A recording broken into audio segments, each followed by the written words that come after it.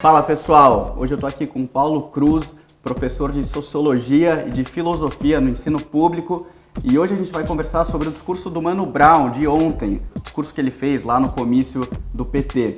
Mas antes disso, se inscreva no canal do Brasil 200, compartilhe esse vídeo, tem muita coisa boa vindo por aí, muita novidade, a gente vai começar a gravar bastante vídeo com conteúdo muito bacana, então nos acompanhe. Bom, para quem não viu, ontem o Mano Brown estava lá no Rio de Janeiro, no comício do PT, estava o Haddad, estava Boulos, estava Manuela Dávila, Chico Buarque, Caetano Veloso, e ele fez um discurso que algumas pessoas não entenderam, né, Paulo? Muita gente não ficou contente com o que ele falou, mas foi mais ou menos na linha do que o Cid Gomes já tinha falado, né, na semana passada lá em Fortaleza, questionando essa hegemonia do pensamento do PT. Então, Paulo, o que você achou sobre esse discurso? Bom, eu acho, primeiramente, obrigado pelo convite, né? É sempre um prazer estar com vocês. O que acontece é o seguinte, eu acho que o que está acontecendo com o Mano Brown agora, essa coisa dele não estar entendendo o que aconteceu com a periferia.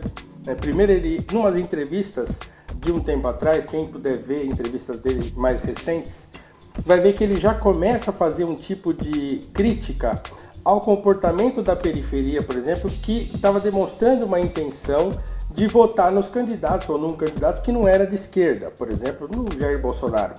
Então ele começa a não perceber isso, inclusive ele diz que a periferia traiu o pensamento do Racionais e tal, por quê? Porque eles estavam demonstrando tendências conservadoras, né? E ontem o que ele disse é que o PT não entende mais a linguagem do povo. Então, quer dizer, o discurso dele já muda um pouquinho, porque ele fala, olha, se vocês não entenderem o que o povo está querendo, vocês vão perder. Como se o Bolsonaro, né, tivesse encampado esse discurso da periferia e se feito entender, coisa que a esquerda já não consegue mais.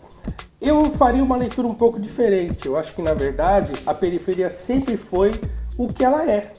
A periferia tem uma série de valores, né, que são valores que as pessoas têm, o cidadão comum tem, não só a periferia, mas em qualquer instância da sociedade, as pessoas têm valores. E na periferia acontece a mesma coisa. O problema é que ela não foi cooptada por um pensamento político como o Mano Brown foi.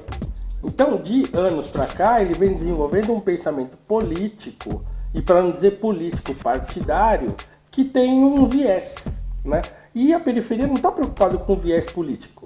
Ela quer segurança, ela quer educação, ela quer saúde, ela quer transporte. Então, isso não importa quem vai trazer isso para a periferia. O que importa é onde que estão essas coisas, né? Sim, isso eu achei muito interessante. A hora que ele fala, vocês não estão mais falando que o povo entende. Né? Quem está falando que o povo entende vai ganhar as eleições. Então isso foi muito interessante. Ele realmente quebrou essa narrativa aqui, realmente, dessa hegemonia dos últimos anos, que só quem fala o que o povo entende é o PT. E a gente está vendo isso sendo quebrado nesse momento. Porque isso não é verdade, né?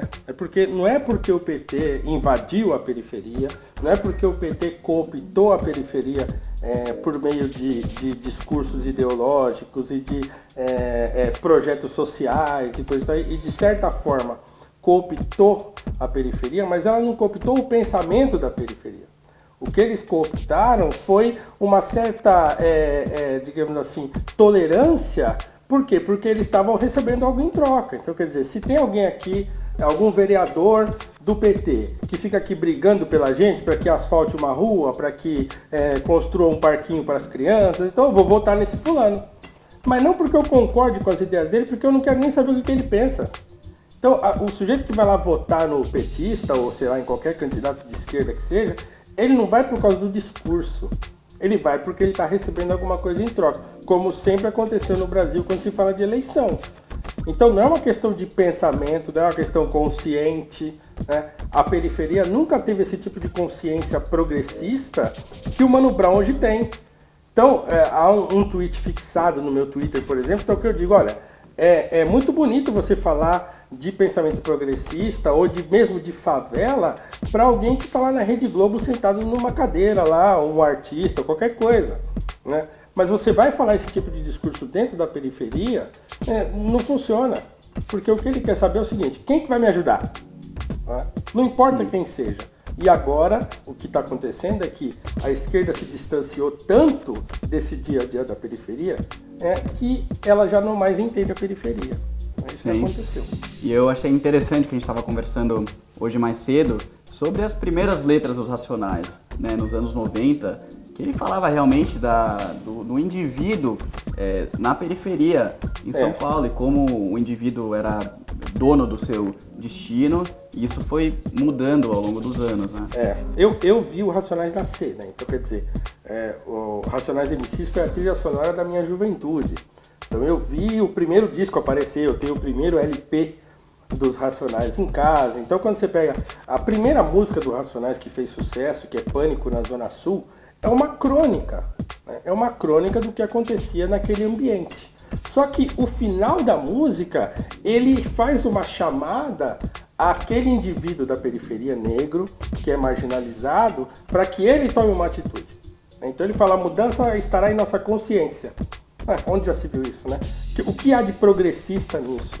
Ele fala, praticando nossos atos com coerência. Hoje o Mano Brown renega essas letras dele do início, mas o que ele não percebe é o seguinte, ele mudou, mas a periferia não mudou. A periferia continua gostando do Racionais, a periferia continua escutando aqueles primeiros discos.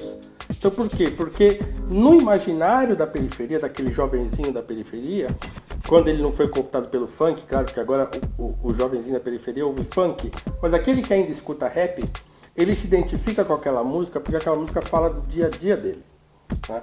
E o discurso da esquerda não fala do dia a dia, fala de ideia, fala de abstração. A desigualdade social, tal, é uma abstração. Não é uma coisa, tá bom, tem favela e tem elite, tudo bem. Mas esse discurso da desigualdade, ele não é um discurso que oferece para o sujeito um modo de sair daquela condição.